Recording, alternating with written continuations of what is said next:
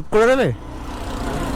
একটা ফটো তুলে দাও তুমি আমার, থাম্বনেলের জন্য একটা ফটো লাগবে, ফটো তুলে দেওয়ার কেউ নেই, একটা ফটো ক্লিক করে দাও আমাকে, দাও আমার ফোন দিয়ে করে দাও, আমার ফোন দিয়ে করে দাও।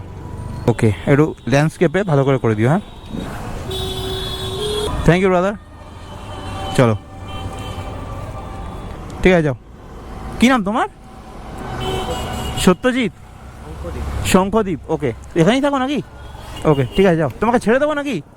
কোথায় যাবে? বিধানচন্দ্র কলেজ। তা চলো ওইদিকেই যাচ্ছি আমি, ছেড়ে দেবো তোমাকে, বসো। দাঁড়াও, গাড়িটা ঘুরিয়ে নিই। তুমি আমার এত বড় একটা হেল্প করলে, তোমাকে হেল্পটা করে দিই। মেরা ফর্জ ভাই, বসো। ছাতাটা বন্ধ করে বসো, নাহলে ছাতাটা উড়ে যাবে, ঠিক আছে? শঙ্খদ্বীপের কোনিয়ার, তুমি কি ভয় পাচ্ছ শঙ্খদ্বীপ? এমন একটা প্রফেশনে কাজ করি যেখানে চট করে মানুষের সঙ্গে আলাপ করে নিতে হয়, বুঝলে?